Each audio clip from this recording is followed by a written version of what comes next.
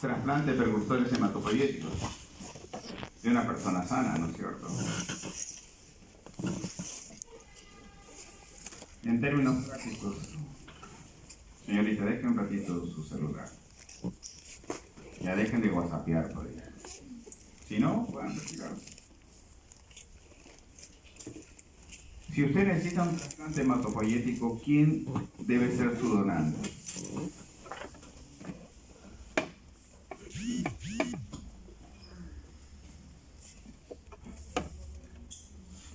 No sabe, ¿no es cierto? Entonces atienda. La posibilidad de encontrar un donante. ¿Qué moléculas son las que buscamos para poder hacer el trasplante? El MHC. El complejo mayor de histocompatibilidad 1 y 2, el que estudiamos en respuesta inmune. Y ese lo heredamos de papá y mamá. Y la probabilidad de encontrar un HLA idéntico es 25% entre los hermanos. ¿En quién vamos a buscar? En los hermanos. Y a veces somos hijos únicos. Entonces buscamos entre hermanos. 1 en 4 podemos encontrar un donante idéntico. Cuando no es familiar, 1 en 10.000 a 1 en 30.000. Y cuando es extremadamente raro el HLA, 1 en 1.000.000. Comenzamos con la familia y si no encontramos entre la familia, debemos ir a los registros internacionales para hacer el trasplante. Y tiene que no tener esa deficiencia, ¿no es cierto? Porque si tiene esa misma enfermedad, de nada le va a servir el trasplante. O sea, el donante tiene que ser sano.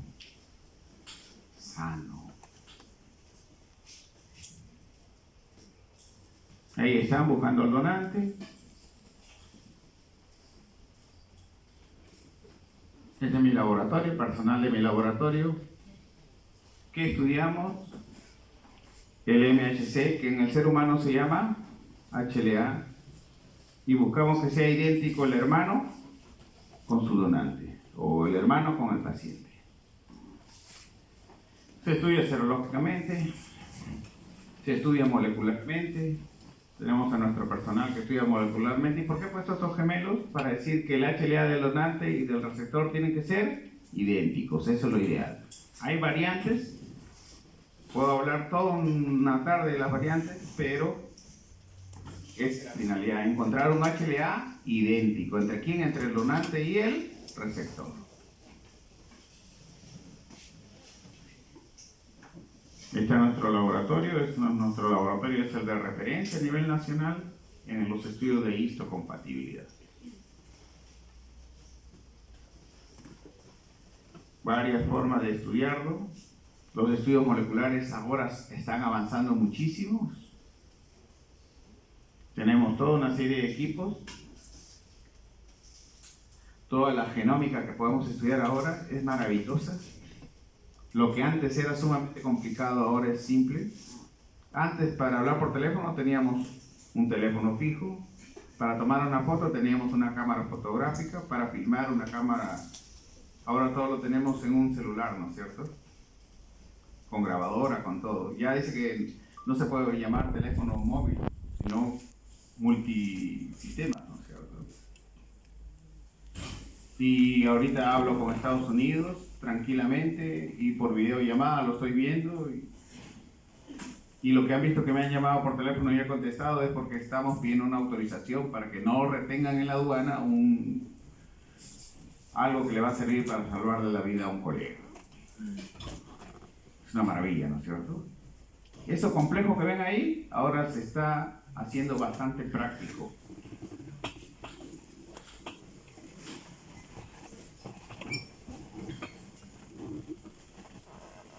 Si no saben genómica y si no saben bioinformática, no van a ser médicos de acuerdo a su época. De acuerdo a mi época, el gran clínico, el que observándote, palpándote, hacía un diagnóstico, era una maravilla. Ahora eso es insuficiente. Ahora el médico necesita de bioinformática, de genómica, de idiomas, ¿no es cierto? Entonces ha cambiado el paradigma de qué necesitamos de un estudiante de medicina. Ya lo de la semiología, que sí, nos ayuda mucho, nos orienta mucho, pero es una herramienta nada más. Como estas también son herramientas, pero que son necesarias para hablar en un lenguaje genómico.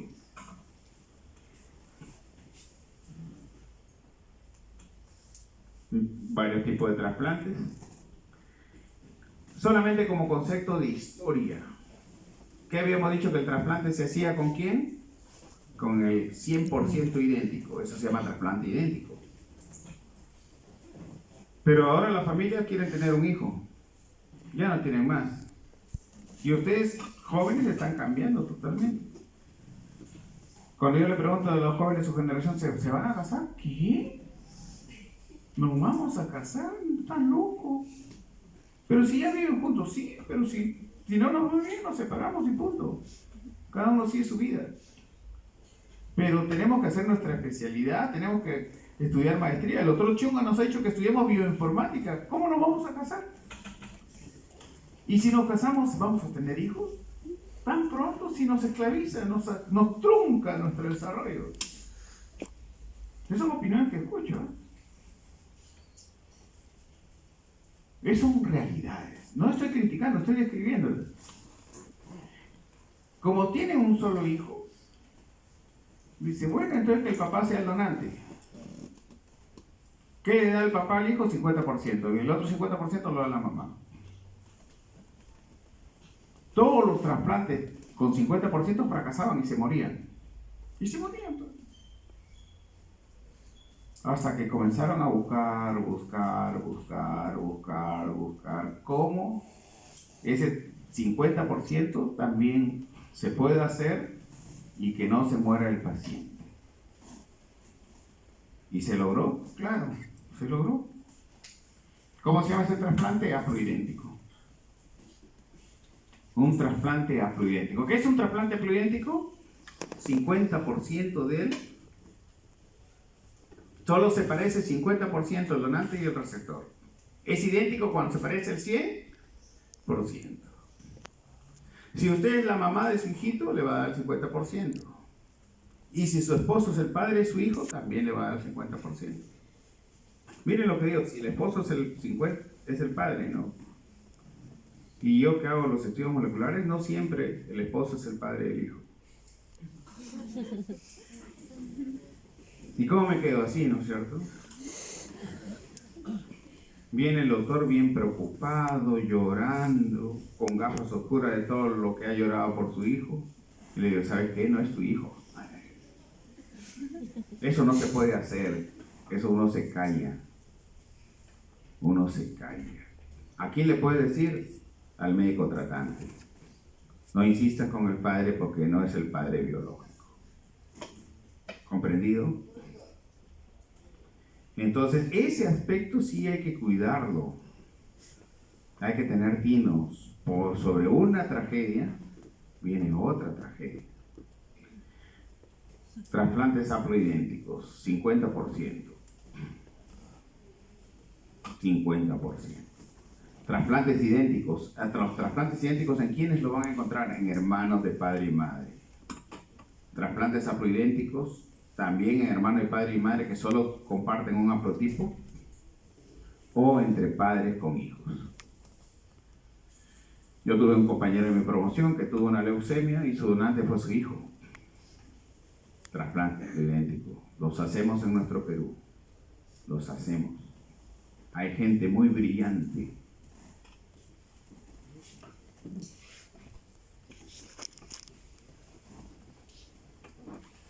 También te envían, no hay acá, hay en el extranjero, en Asia, y te envían las células para que hagas el trasplante.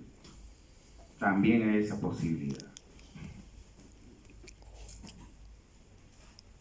Podemos congelar, congelamos células. Ya lo saben, ¿no? De Star Wars, ¿no es cierto? Ya.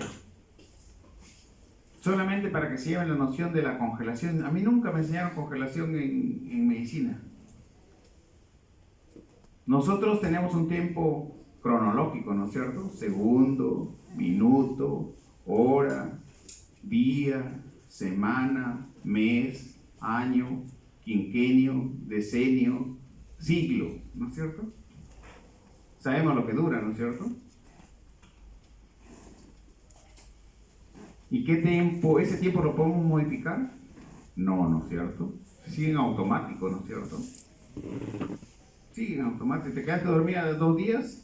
No detuvieron el calendario porque te quedaste dormida, ¿no es cierto? Sigue indetenible ese tiempo. ¿Qué tiempo podemos detener? El tiempo biológico. Al Señor lo congelo. Y aquí despierta en un siglo, va a seguir con su misma edad, ¿no es cierto? O con un día más de repente. Pero he detenido su tiempo biológico. Lo congelo. ¿Y para qué congelo? Para detener el metabolismo. Si detengo el metabolismo, detengo el tiempo biológico. ¿Fundamento de qué? De la criopreservación. ¿Cómo detengo el tiempo? Deteniendo el metabolismo. Al detener el metabolismo, detengo el tiempo biológico. ¿Estamos? Hemos hecho trasplante con células que hemos congelado por 10 años. Y el día siguiente ya está útil para hacer el trasplante.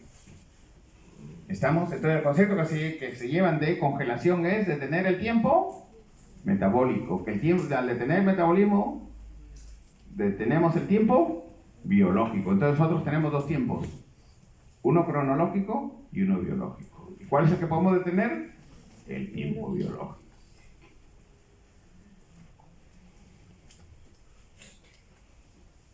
Toda logística es frío que tenemos que tener, nitrógeno líquido.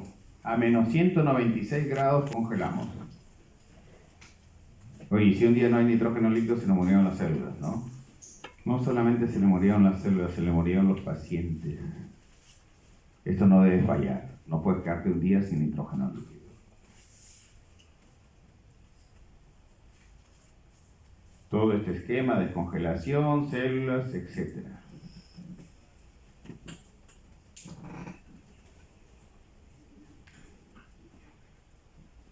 Tenemos personal que se ha ido a entrenar a Japón en reproducción humana, congelando embriones. ¿Ustedes creen que se van a especializar solo en el Perú? En el Perú tienen que aprender todo lo que puedan aprender en el Perú. Y allá tienen que ir a aprender lo que no aprendieron en el Perú. Mucho error hay en que van a entrenarse desde cero allá. No, tienen que entrenarse acá. Y lo que no aprendieron acá, complementan allá. ¿Te ha entendido? Eso es lo que tiene que hacerse. Yo he sido una residente de nosotros. Ahora está trabajando en el Ministerio de Salud como una autoridad. Y si no es posible el trasplante, no puedo hacer el trasplante. Ya el doctor nos habló de congelación, descongelación, que 50%, que 100%, que el hermano, que el papá, que la mamá, etc.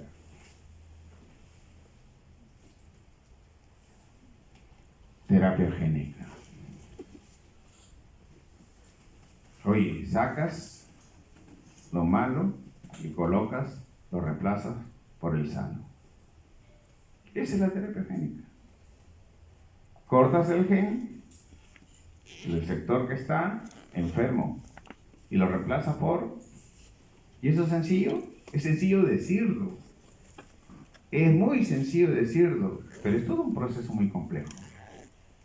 ¿Y puedo modificar el sistema inmunitario? Claro, lo puedo corregir, sí, lo puedo corregir.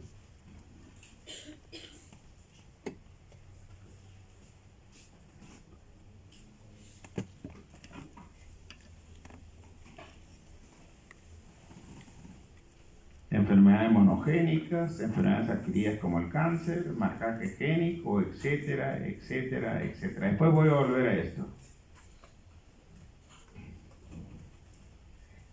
¿Qué virus mete su gen y contamina al gen normal?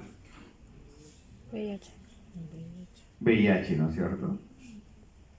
Y podríamos utilizar el VIH para meter el gen extraño o sano para que reemplace al enfermo en el núcleo de la célula.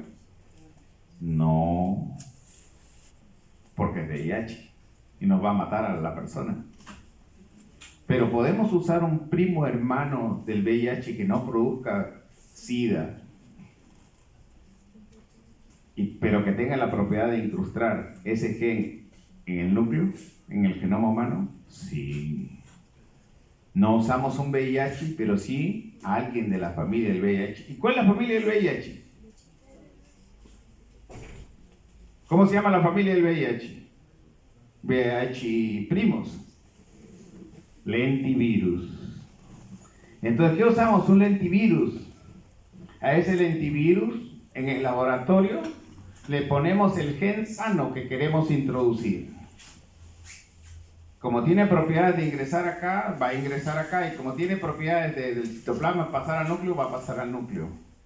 Y va a aportar ¿qué? El gen que le falta a la persona o va a reemplazar al gen enfermo de la persona. ¿Entendido? ¿Y qué hemos usado de vector? Un lentivirus. O sea, nos aprovechamos de las propiedades de ciertos agentes infecciosos que no producen mayor patología en el cuerpo humano.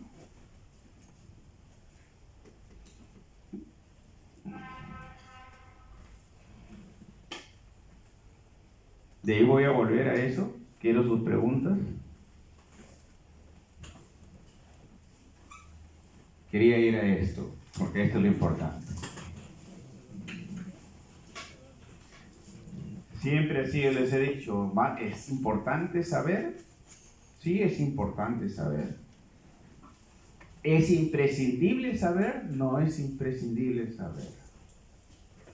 De ser repetido hasta el cansancio, no me importa que no sepan. Eso no me preocupa. Pero sí me preocupa terriblemente que no quieran aprender.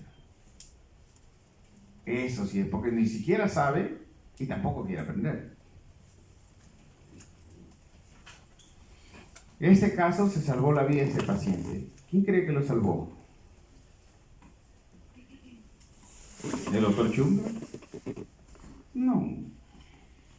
El doctor Juan Carlos Aldave, que de niño le hicieron los estudios porque era un niño genio y brillantísimo inmunólogo, tampoco. ¿Quién lo salvó entonces? El humilde R1, que sabía poco, ¿no es cierto? Diagnóstico: inmunodeficiencia primaria combinada severa. ¿Qué hizo este joven? Ingresó al Google, ¿no es cierto? Googleó, ¿no es cierto? Buscó proyectos de investigación que requieran niños para hacer la terapia génica. Y lo encontró en Estados Unidos. Buscaban pacientes que tengan esta enfermedad y ellos le hacían el tratamiento totalmente gratuito. Lo único que costaba era el pasaje, la primera vez de ir allá. Y el resto de los nuevos controles de ir allá los pagaban ellos.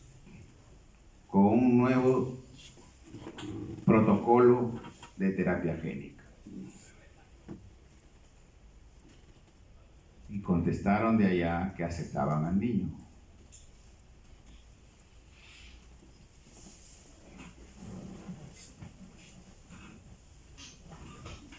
Ahí está el niño. Está su nombre, acá está el doctor Brian Sorrentino con Gael Jesús Pino Alba, quien fue el primer paciente tratado con una nueva terapia génica para inmunodeficiencia combinada severa. ¿En qué hospital? En el Children's Youth.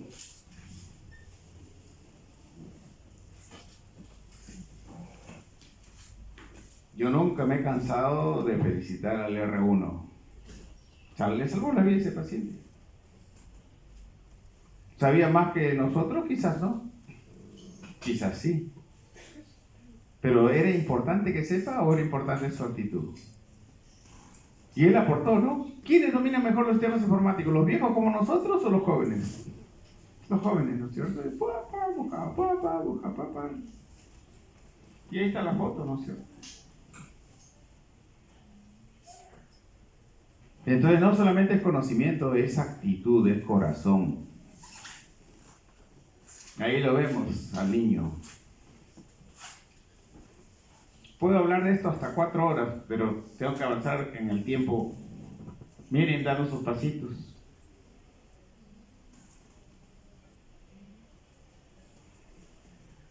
Miren, un equipo de jóvenes. Brillantes jóvenes.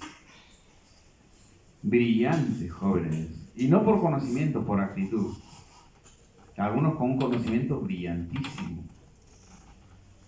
La doctora Alba, el doctor Joel Calero. Él es el que hizo.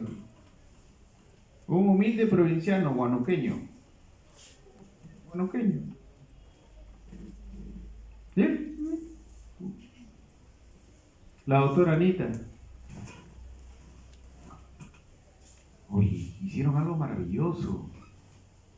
¿Y por qué es maravilloso? ¿En qué tiempo se podía hacer la terapia génica del recién nacido? Que en ese entonces era recién nacido. ¿Hasta los qué tiempo se podía hacer? Hasta los 3 meses de edad. Después no se podía hacer la terapia génica. ¿Contra qué se corría? Contra el tiempo, ¿no es cierto? Señor director del hospital, es una gente bien humilde. La ven ahí, ¿no es cierto? La madre de la selva se ve, ¿no es cierto? Fenotípica de la selva, ¿no es cierto? Necesitamos que le pague su pasaje de ida. El resto del tratamiento va a ser gratuito, no va a gastar en salud nada. ¿Y cuánto hubiese gastado en salud en combatir esas infecciones? Hasta que se muera, ¿no? No se iba a morir a los 3 meses, ya no íbamos a poder hacer el trasplante o la terapia génica después de los 3 meses, pero iba a vivir seguramente algunos años. Con infecciones a repetición, con hospitalización, con tiempo de hora, etcétera, etcétera. ¿Cuánto hubiese costado eso? Mucho, ¿no es cierto? Cuidados intensivos, etc. No le puedo dar pasaje porque los reglamentos de salud lo prohíben. No podemos pagar pasaje para un proyecto de investigación. Así somos de duros en las leyes. Por eso tenemos excelentes congresistas, ¿no? Los mejores congresistas de la historia, ¿no es cierto? Saquen sus conclusiones de esos brillantes congresistas dando sus leyes, ¿no es cierto? ¿Y qué hicieron? La chanchita, ¿no? La de siempre, ¿no? La del solidario, la de edad, etcétera, etcétera. O sea que hubo mucho punche emocional, ¿no es cierto? Con ese niño. Oye, ¿y no me voy a sentir orgulloso de que estos médicos jóvenes peruanos lo hayan logrado? ¿Y no me voy a sentir orgulloso? Pero no solamente es el orgullo. ¿Cuál es el reto? Y se los lanzo a ustedes. ¿Cuál es el reto? Que esa terapia pueda hacerse en el Perú.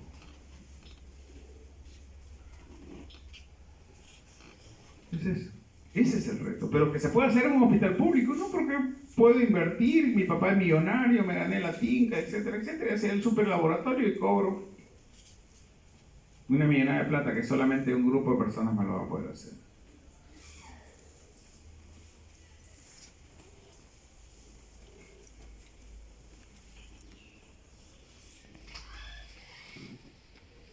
Ahí lo ven al niño, ¿no es cierto?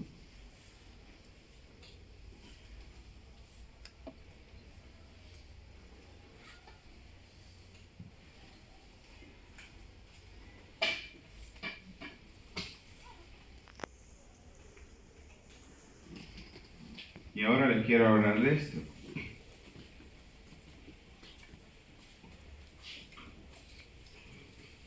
Hay algunas leucemias o enfermedades oncohematopoyéticas que los pacientes fueron dados en desahucio. ¿Qué es desahucio? Ya no puedo hacer nada por ti. La posibilidad que te mueras es 100 de 100, ¿no es cierto? Pero les he dicho que el ser humano siempre lucha, ¿no es cierto? ¿Y qué dijeron? Vamos a hacer un super linfocito. Existe Superman, ¿no es cierto? Decirme Batman. en este de las Avengers, ¿no es cierto? Superhéroes, ¿no es cierto? ¿Y nosotros qué podemos hacer en el sistema inmune? Superlinfocitos, ¿no es cierto? Y esos superlinfocitos se están haciendo en la actualidad. ¿Qué mezclan para superlinfocitos? Marcador CD3 ¿de quién es? Y marcador CD20 con una inmunoglobulina de membrana, ¿quién es? A ver.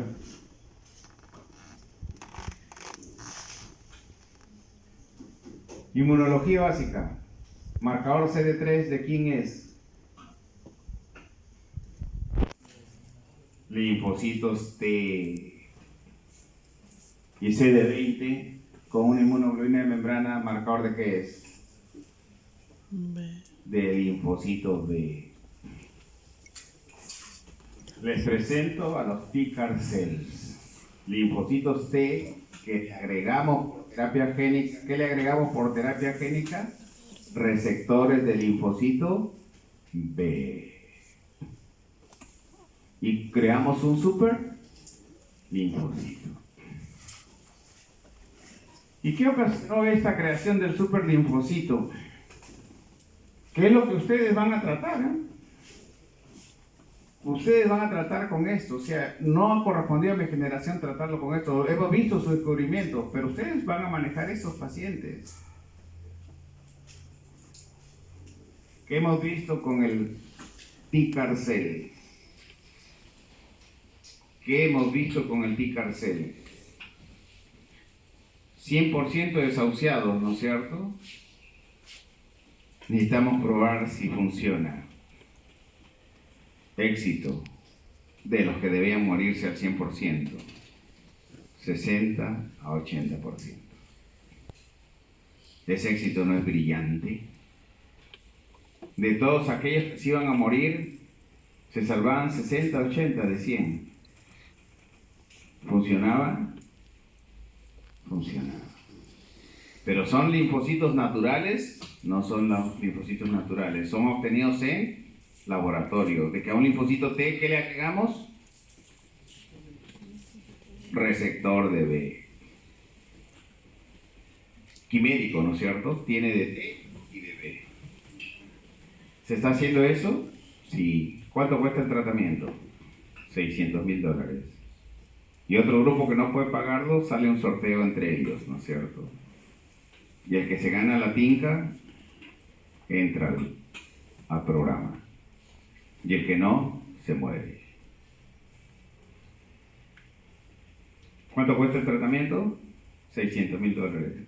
¿Qué laboratorio lo ha hecho con éxito en el mundo? Laboratorio Novartis. ¿Es un laboratorio de altísimo prestigio? Sí. ¿Y será de tener ese conocimiento o va a seguir ampliándose? ¿Se utilizará solo para esa enfermedad o se utilizará para muchas enfermedades? Eso es indetenible. Han encontrado un camino para enfrentar a muchas enfermedades. Están comenzando con algunas y esto va a ampliarse.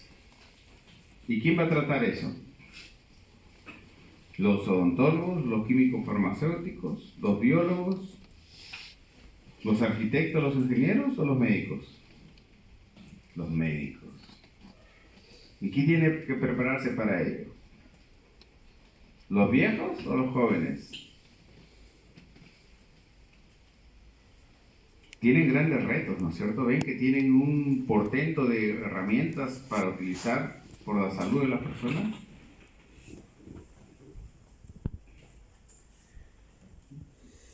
Esta clase era de mimetismo molecular, ¿no es cierto? Que por el parecido molecular del antígeno propio y de un antígeno de un microbio se generaba una reacción cruzada y podía generar autoinmunidad. Pero yo he querido darles esta clase, ¿no es cierto? ¿Cómo se llaman esos linfocitos? T de linfocito T. CAR, ahí lo ven, el CAR. ¿Y quechua? ¿Célula en quechua cuál es? ¿Cómo es célula en quechua? Cell, ¿no es cierto? C-E-L-L, ¿no es cierto? ¿Sí? Sí. Entonces son los Tikar Cell. En quechua, ¿no es cierto? Tikar Cell. Y les doy un dato. ¿Ustedes creen que no hay peruanos con un enorme portento mental? ¿Que no hay enormes científicos en el Perú? Sí los hay. Y hay un grupo humilde de investigadores que me dice, doctor, intentemos hacer Tikar Cell en el Perú.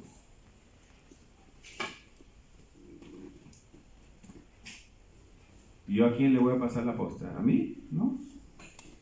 Yo ya tengo un cáncer. Me voy a morir dentro de poco. O de repente dentro de mucho, si lo quiere decir el Señor. Pero ustedes sí tienen que coger esa herramienta, ese guante, ese desafío. Eso lo tienen que hacer ustedes.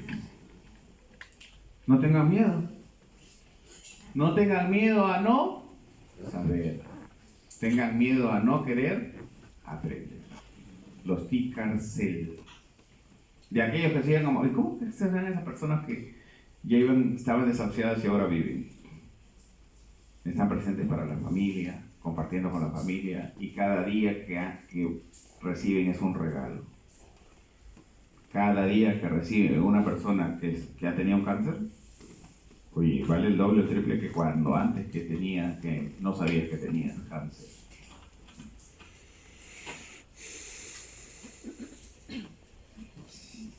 Mire cómo lo van haciendo, van juntándolos.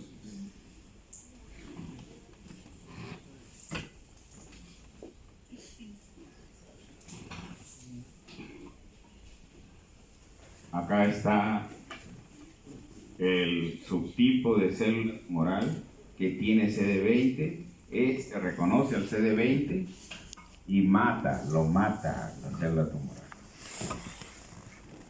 Oye, los otros linfocitos naturales no pueden hacerlo, pero este sí los mata. Los mata. La historia es larga, por si acaso te la estoy resumiendo en chiquito. Primera generación, segunda generación y tercera generación. Miren, lo que hemos estudiado, primera generación, si no hay segunda señal, ¿a dónde va? Anergia, ¿no es cierto? En primera generación solamente había señal 1. En segunda generación, un dominio coestimulador, segunda señal. Y en tercera generación, 2 dominios de coestimulación. Cuán importante es la segunda señal, ¿no es cierto? Lo hemos visto. Lo que parecía simplecito tiene su aplicación acá. Y en investigación científica es tercera generación de Tikar Cell.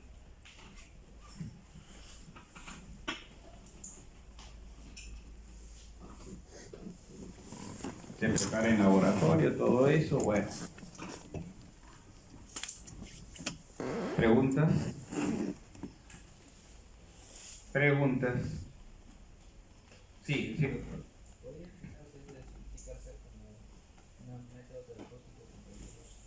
¿Contra quién? Gracias por la pregunta. Los Tikar Cell no vinieron contra la leucemia ni los cánceres. Fue el diseño de un investigador contra el VIH. Fracasó en el VIH y encontró su aplicación en enfermedades neoplásicas. No tuvo éxito en VIH. Yo pienso que no tuvo éxito, nuevamente volvemos. El VIH muta, y acá es un receptor específico, creado en laboratorio. Pero sí, lo intentó, la idea fue para combatir VIH, y no lo pudo hacer. Esa es la historia de la medicina. ¿Alguna otra pregunta?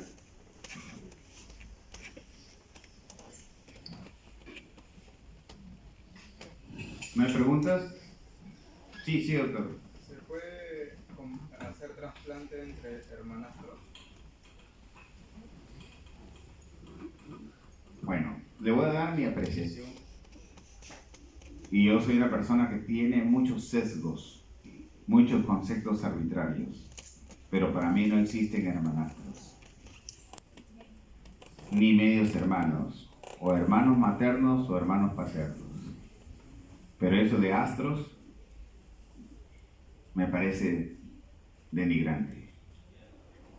¿Se puede hacer con hermanos paternos? Si comparten un haplotipo, hemos dicho que se pueden hacer al 50%. Se puede hacer. Tenemos hermanos de padre y madre que no comparten ningún haplotipo, y yo armo los haplotipos en mi laboratorio. O sea, cuando uno, supongamos que somos 4 hermanos de padre y madre, realmente somos hermanos. Con uno comparto 25%. Con otro comparto 50% con uno. Con otro no comparto absolutamente nada. Con otro soy totalmente idéntico. Siendo hermano de padre y madre. ¿Por qué? Porque del papá tengo 2 posibilidades y de la mamá 2. Del papá se llama A y B, de la mamá C y D. Un hijo puede ser A, C. Otro hijo puede ser A, D. Como el papá es A y B, la mamá es C y D. ¿Qué va a heredar un hijo? O un A o un B, ¿no es cierto? Del papá. Y de la mamá o un C o un D. Un hijo puede ser AC, ¿no es cierto? Porque heredó A del papá y C de la mamá. El otro hijo puede ser B y D. Heredó B del papá y D de la mamá. ¿Se parecerán algo ese AC con ese PD? Nada, ¿no es cierto? Y son hermanos de padre y madre. ¿Estamos? Hay posibilidades que siendo hermanos de padre y madre no compartamos nada. Y hay posibilidades de que siendo hermanos paternos compartan ese haplotipo paterno. O que no lo compartan. ¿Estamos? Si puede hacerse un trasplante haploidéntico, hagamos un trasplante haploidéntico. Pero el trasplante al 50%, que se llama haploidéntico, es de mayor riesgo porque la inmunosupresión es diferente al trasplante que es 100% idéntico. Es diferente. Los riesgos son diferentes. ¿Alguna otra pregunta?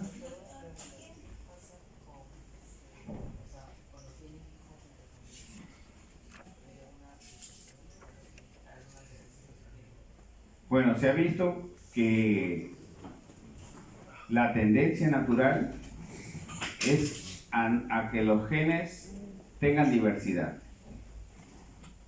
Si los genes no tienen diversidad es porque nos pasamos entre nosotros, nos reproducimos entre nosotros mismos. Solamente este grupo.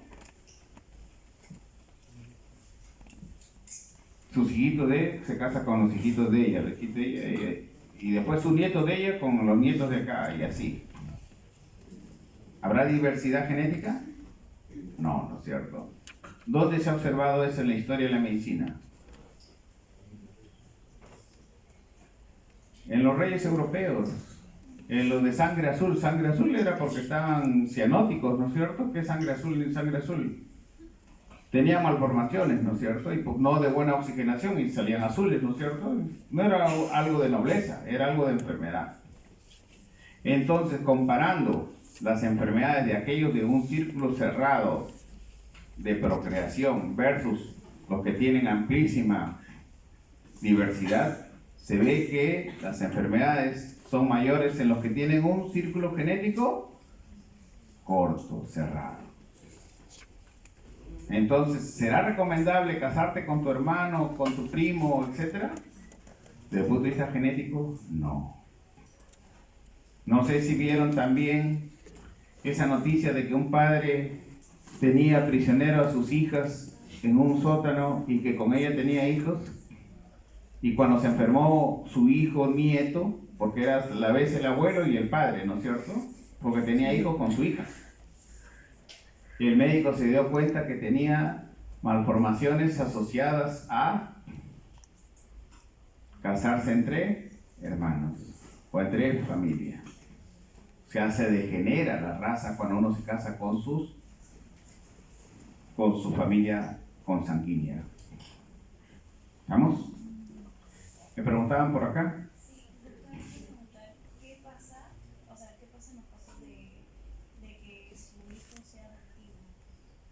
¿En qué sentido qué pasa?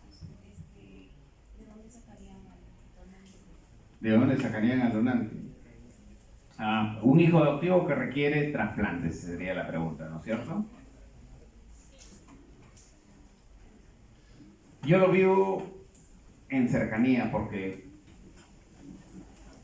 a una familia muy cercana a mí tiene un hijo adoptado. Hay que hilar muy fino. Habría que averiguarlo. Primero, ¿es realmente adoptado? Porque a veces hemos encontrado que es hijo del papá con otra mamá, ¿no es cierto? Y que figura como adoptado. Y no es adoptado, es hijo del padre. Pero para que lo acepte la nueva esposa, decimos, no, mejor adoptamos un niñito, ¿no es cierto? Primer punto, ver. Otros, el caso Hildebrand, ¿no es cierto? Caso Hildebrand, el papá de Hildebrand tuvo un hijo con su esposa y un hijo con la hermana de su esposa. Y él le decía a Hildebrand, mujer que era congresista, ¿se acuerdan? Que era una lingüista de altísimo prestigio, le decía tía. Para todo el mundo era su tía, y no era su tía, era su hermana. He hecho trasplantes. ¿Cómo te apellidas? Shimabukuro. Pero antes te apellidabas del águila, ¿no? Doctor, me fui a Japón y para que me acepten en Japón me alteraron mi apellido, me pusieron un apellido japonés. Por eso es que la donante se apellida Shimabukuro y la receptora del águila, pero son hermanos de padre y madre. También lo hemos pasado. Y eran HLA idénticas. Pero en el caso puro, así como dice, a ver, las niñas dejen de reír. En el caso puro que sea adoptado, la única posibilidad real que se le encuentra son los registros internacionales. Porque lógicamente no va a tener a disposición fácil hermanos de padre y madre. ¿En qué se busca? En los registros internacionales para hacer el trasplante. ¿Alguna otra pregunta?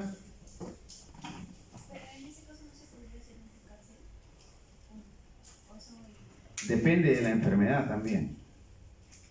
O sea, si hay enfermedad en la cual ya existe anticarcel contra esos antígenos, bien. Y la otra es lo real. ¿Tiene los $600,000 para pagarlos?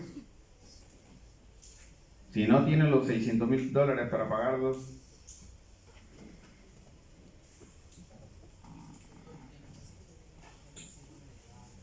síndrome de Down.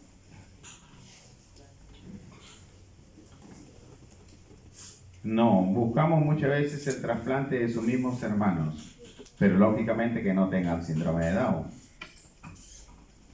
En síndrome de Down se sabe que el tratamiento a los cánceres que presentan el síndrome de Down revierte fácilmente a la quimioterapia y que curan aparentemente, entre comillas, porque son personas que viven poco tiempo.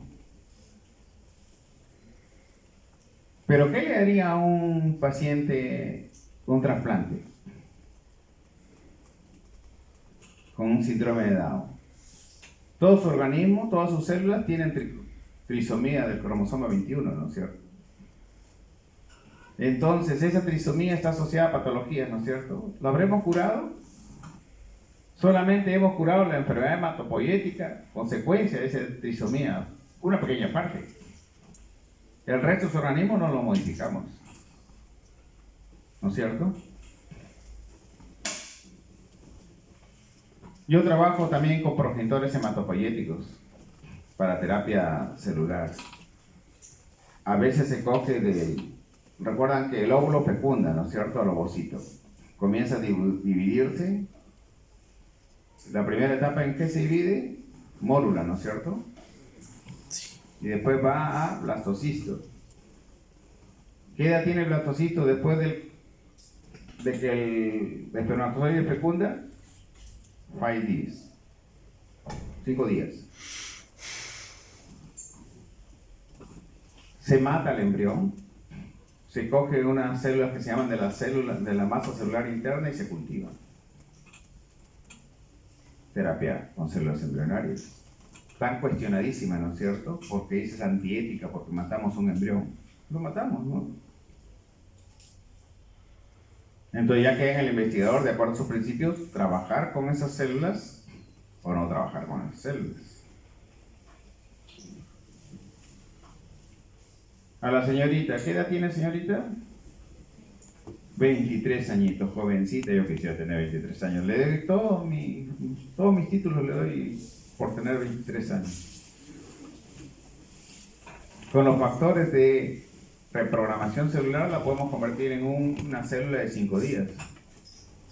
El extraño caso de Benjamin Button, ¿no es cierto? La película. Eso se ocurre a nivel científico. El doctor Yamanaka, premio Nobel de Medicina, logró la reprogramación genética. Y eso nos asegura el camino a la inmortalidad. ¿No es cierto? Y si queremos hablar de inmortalidad, le voy a hablar de inmortalidad.